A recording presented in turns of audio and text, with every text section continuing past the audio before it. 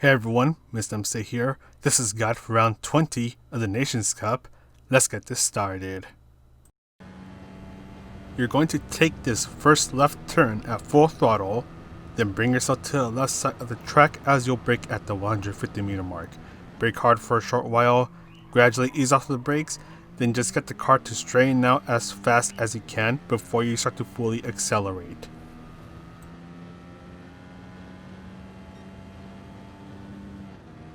You will then brake just after the 150 meter mark, slowly ease off of the brakes as you turn in, get the car to quickly rotate, and then fully accelerate. As you turn in, use a little bit of braking and gradually start to apply more throttle. Now bring yourself a bit to the left and brake just before the grass on the left turns into gravel. You'll be controlling your braking power throughout this turn, just trying to get a clean exit out of this turn and gradually accelerate. Now bring yourself to the right and brake at the 100 meter mark. Just slowly ease off of the brakes, carefully apply the throttle. Then before this big shadow ends, you want to use some of your braking power, so you brake hard for a very short moment, ease off the brakes almost immediately after, and gradually apply the throttle. Now bring yourself to the right and brake before you reach the ambulance that is also on the right. Brake hard for a short moment, ease off the brakes, just let the car cruise for a moment if you need to, straighten up the car, and then fully accelerate. Now take this right turn at full throttle, brake as you reach this left turn, control your braking power. You want to try to get a clean entry onto this right turn. Just wait until the car is straightened up before you start to fully accelerate, and just be careful in the area as it's a little bit bumpy and that can potentially throw the car off. Now bring yourself to the right and brake before you reach these arrows that are on the surface. So you'll be braking here hard for a short while, gradually ease off of the brakes, just go around this corner as gently as possible, gradually accelerate, bring yourself to the left. As you turn in, just let the car cruise, so no throttle input. Then when you're starting to see the barriers on the other side of the track, you can gradually start to accelerate.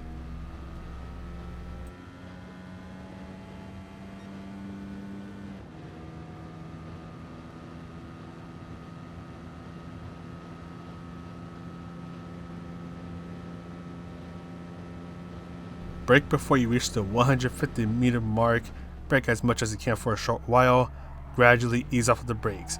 Just get the car to straighten up and then fully accelerate. Go flat out through this left turn, try to go flat out through this right turn, ease off the throttle for a short moment if necessary. Before you pass the end of the barrier that is on the right, you want to use some of your braking power. Just bring yourself to the curb that is on the left, gradually accelerate. Take this right turn at full throttle, then brake before you reach the 100 meter mark. Take your time easing off of the brakes, carefully accelerate, then brake well before you reach the bridge that is just up ahead. You'll be using some of your braking power. All you want to do is just get the car to quickly rotate around this final corner and then fully accelerate. But that is all for the lap guide. Let's go ahead and talk about the strategies. This is an open tuning race, so I would like to give thanks to Priano from GT Planet for providing the tune. So this is the settings that they use for an all-round setup. Feel free to pause the video to copy down the settings, and I'll also have the settings in the description down below. So you want to go for a max downforce setup and also want to find a setup where the car can do a good job going around the corners at quick speeds and have a decent speed overall. So in a moment we're going to be going to the transmission, which is going to be probably one of the most important things of any setup for this track in combination. But you do have to set it up in a specific way. So the first thing you're going to do is change the transmission to fully customized, obviously. But then you want to bring the final gear all the way to the right. So you'll be setting it at its max value. Then the next thing you will do is bring the top speed auto set all the way to the left. So bring it down to its minimum value. Then go back to the final gear, and now you're going to set the final gear value to 3.229. So this will take a little bit of time to get to that value. But once you reach that number after doing the previous couple of steps, you'll then be able to adjust the first, second, third, fourth, and fifth gears. So the first gear will be set to 2.700, so this should be all the way to the left. Second gear will be set to 2.044. Third gear will be set to 1.715. Fourth gear will be set to 1.374. And finally, the fifth gear will be set to 1.139, so this value should go all the way to the right. So you have to set it up in this specific order, otherwise if you skip a step or two, especially at the very start, you won't be able to match the gear ratio values. I'll talk a bit more about how the car feels and all that stuff later on in the video, but first let's quickly get on with the strategies for the qualifying session. So you will have 10 minutes to try to get a good qualifying time, and when you do your outlap, you do want to be a little mindful about how you exit the corners. So this car generates a lot of wheel spin as it exits the turns, so most of the tire wear is going to be coming in from the rear tires. So for reference, the racing soft tires will last 4 laps on the rear tires. So it's something that you do really need to be careful of. And you actually want to be alone when you do your qualifying session. You do not want to get any of the dirty air from any of the cars ahead of you, so just try to isolate yourself before you start your flying lap. And that is because with the high downforce setup, when you come across any bit of dirty air, your car is going to generate massive understeer, and the tire wear will also increase at a faster rate, so you want to be extremely careful of that. You do not want to get anyone's slipstream or dirty air, especially as you go through sectors 2, 3, and 6. This will be one of those qualifying sessions where you want to jump out of the qualifying session and then jump back in. That way you don't have to go all the way around just to pit in for a new set of racing soft tires. When you finish your first qualifying lap, just jump back out and jump back in right away. If you mess up and you still have extra time left, you can also jump back out and jump back in. It should be possible to do 2 separate stints, so one with 1 qualifying lap and the other stint with 2 qualifying laps. So you should have around 3 laps to try to get a good qualifying time, and that is if you do the jumping back out or jump out and then the jumping back in strategy.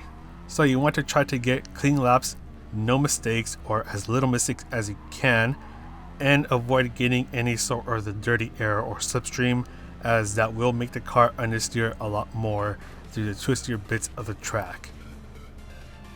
So this race is a standing start, so you want to bring the traction control to 1. That way you don't generate too much wheel spin when you're coming out of your starting position.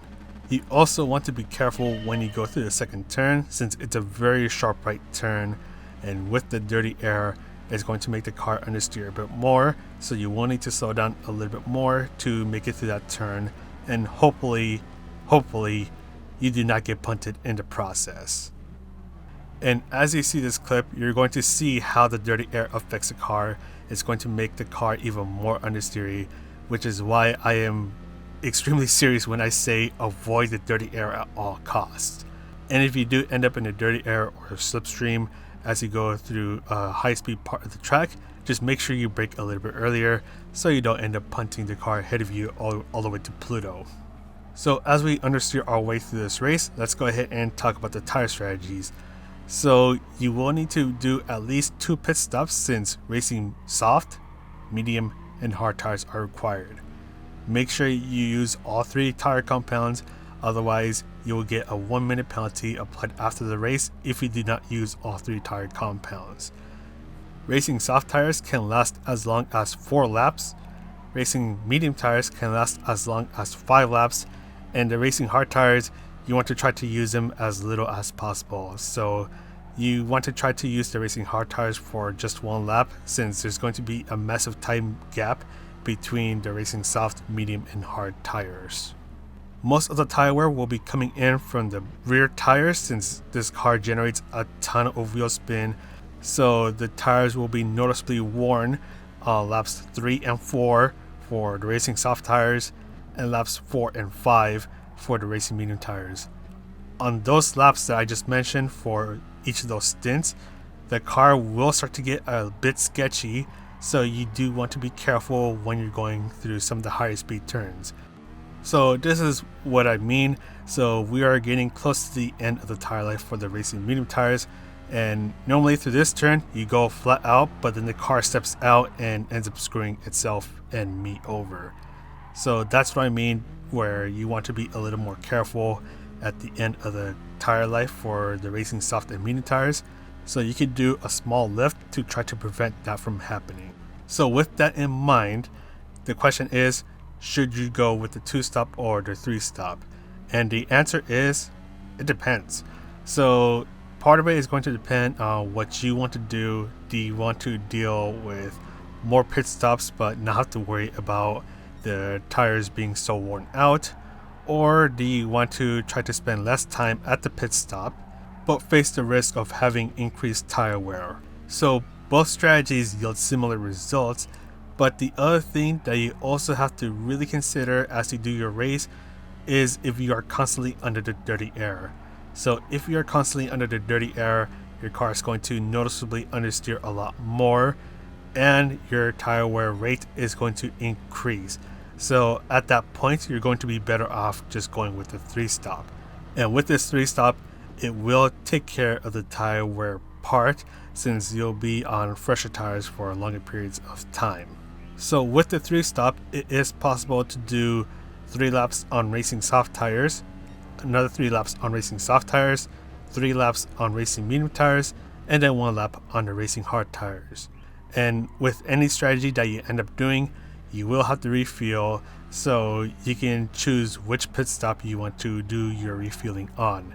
Now, if you find yourself constantly alone or in front of the pack or a combination of both, so basically you don't have to deal with dirty air that much or at all, then you're better off doing the 2-stop. So with this 2-stop, you will have your tires last a little bit longer. You do run the risk of having worn tires try to spin you out, but if you're a little careful with your throttle management, then that shouldn't be much of a problem at all. And with the 2-stop, so doing 1 less pit stop than the 3-stop, you do run a smaller risk of having to deal with traffic as you pit out. So basically the 2-stop prioritizes staying out on the track longer. That way you don't have to deal with those behind you passing you as you do your pit stops and end up getting their dirty air, which can throw a wrench in your works. So at the end of the day, go for a 2-stop if you are in front of the pack and do not have to deal with the dirty air at all, or if you are in the dirty air for most of the time, or if you just don't want to deal with the crazy tire wear rates, then go with the 3-stop. Just don't forget to refuel during your pit stops. So I just want to quickly go ahead and talk about the tune. So this tune was provided by Priano over on GT Planet, so I just want to give them a huge thanks for providing the tune. So with this tune, the steering feels pretty responsive. It feels a lot better than some of the tunes that I was doing earlier this week, and of course it's better than the tune that the car comes with when you first purchase it. You want a tune that can help the car go through some of these higher speed corners at fast rates of speed, and you also want a tune that can give the car a good amount of speed through the higher speed sections and through some of the lower speed sections. So this tune is pretty much a good fit for all that. So for the gearbox setup, I made those adjustments, and with this gearbox setup, you will be able to fly out of those turns. The only thing is that there are a couple problems, and that's going to include the 3rd and the 5th gears. With the 3rd gear, it is a bit of a wild card, so depending on which turns you're going through, you might have a bit of that turbo lag prevent you from getting a good acceleration out of the turn. And then sometimes the 3rd gear is going to try to spin you out. So you want to be pretty careful when you're on the 3rd gear and exiting out of a corner. And with the 5th gear, the main problem with that one is that it doesn't have as much acceleration as compared to the other gears. So when you're going through the main straight or the back straight, you're going to notice that the car is going to struggle trying to catch up to the cars ahead of you, unless if you're under the slipstream. So you can adjust the 3rd gear to try to get a better gear ratio to suit your needs, but if you want to adjust the 5th gear, you will need to first adjust the final gear since the 5th gear's values are already maxed out. So adjust the final gear first, and then you can go ahead and adjust the 5th gear. And if you do adjust the final gear, make sure that you also take a look at all the other gears as well, since those values will be affected as well. But anyways, that is pretty much it for this guide. I would also like to say that I will be taking a short break from editing the FYE guides, so I won't be around for rounds 21 and 22. The daily race guides will not be affected by this, it's just the FYE guides. But I will be back for around 23 guides, so hopefully you won't miss me too much. But anyways, I'm going to go ahead and sign off now. So this is Mr. MCA trying to tune this thing, and I'll see you in the next video.